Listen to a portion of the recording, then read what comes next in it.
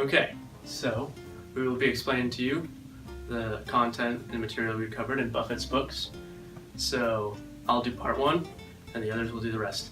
So in part one, we basically got a quick overview of what we'll be learning with Billy's story, the guy who sold lemonade at a golf course, but then later sold golf balls and stuff, and then his friends wanted to buy his business and stuff like that. But first and foremost, the first thing we learn is that a stock is practically a real business. And this is basically what separates people like Warren Buffett from most investors, because when people buy stock, they don't feel like they're owning a company, but when Warren Buffett does it, he thinks he's taking ownership in the business. And bonds are basically providing a loan. So the difference between stocks and bonds are stocks are real business, bonds are providing a loan. And when it comes to stocks versus bonds and when to purchase them, basically in greed cycles or in a bull market, you want to be purchasing bonds. And then in a recession or fear cycles, you want to be purchasing stock because that gives you the most potential to make more money. Okay, but on to the terminology that went on in Billy's story. The first thing you can find with a company is its earnings. And earnings are pretty much just the net income of the whole entire business after all their funds and all their debts are paid for and stuff like that. The market price is what the stock is currently selling at, or basically what people are willing to buy and sell the stock at.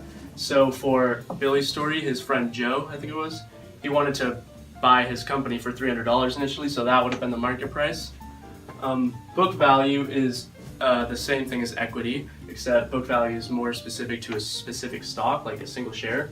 But book value is basically what the company is worth if it were to liquidate or get rid of all its supplies and stuff like that. So in Billy's case, it would basically just be him selling all his lemonade mixture and golf balls and stuff, and he found that to be $85. And then intrinsic value is pretty much the purpose of the whole book, trying to figure out how to calculate this value, because this value is what smart investors value a business at, and if you can do that and compare it with the actual market price, then you will know whether it's an overvalued or undervalued stock. So that's a really important number. When Billy got home to his father, he was talking to his father about Joe's offer to buy a stock, and his father asked him what the intrinsic value was, and he said it was about $2,100. Don't know how he got it, but that's just an example. And then shares outstanding are pretty much all the shares available for the company. Not all the shares are sold and bought on a single day. Those that are called the volume, and this is what determines the market price. What else? EPS, earnings per share, that's just a number online for certain companies that people use to calculate stuff like intrinsic value. The same as PE ratio, which is market price over the earnings. And then when a company has received all its annual funds and stuff, they pay out their owners through dividends. And dividends, they're usually paid out like a little bit of a mixture of paying them all out to their owners or reinvesting into the business. They're both ways. And dividends are just a way of refunding people that have purchased the stock. So yes, that's part one.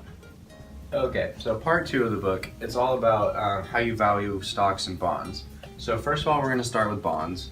And this is basically like the biggest thing that you need to know when you're looking into valuing bonds, which are just loans of a company, you know? So basically when interest rates are going up, the prices of the bond are going to go down. And when interest rates are going down, the bond prices are going to go up. What this means is that like when your interest rate rises, the price at which you will buy a bond will be lower. So when you buy a bond at a lower price than the face value or the par value, you're going to make more money from that bond than if you bought it at a lower interest rate and a higher bond price. When it comes to valuing a stock, there are 4 things that you basically need to know. They're called the 4 golden rules. So basically, the first one is that a stock must have vigilant leaders, which means that like the people in charge have to know what they're doing. You don't want any Enron type stuff going on. Number 2 would be it must have long-term prospects, meaning that it plans to go on forever. It's not just going to be doing the same things forever and it'll finally run out of stuff to sell. 3, it must be stable and understandable. So like the stock, it must be stable. It's gotta like have a consistent rise, and you have to be able to understand what it's saying. And then it must be undervalued for number 4.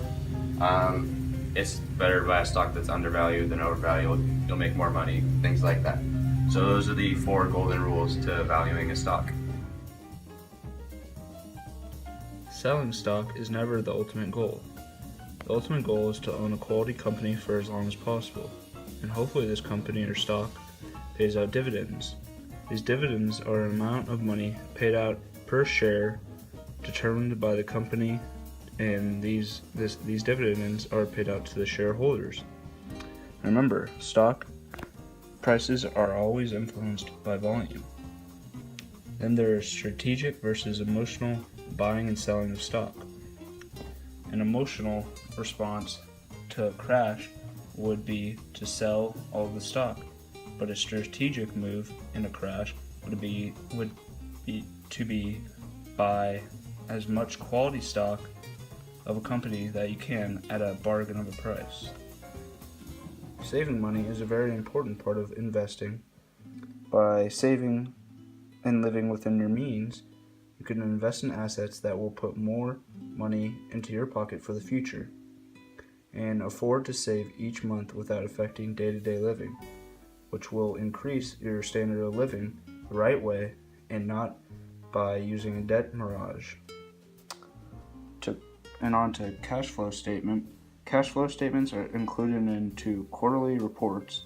They will include operating activities, which will include what will make more money for a company, investing activities that will include either buying or selling assets, and financing will include the paying off or acquiring of debt.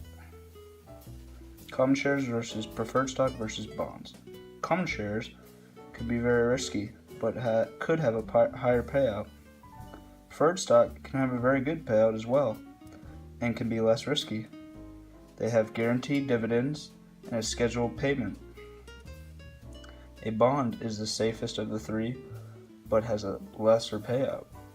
The risk of these 3 assets are determined by whether a company were to liquidate, and the payout of the asset holders would be from a bond to the preferred stocks to the common shares.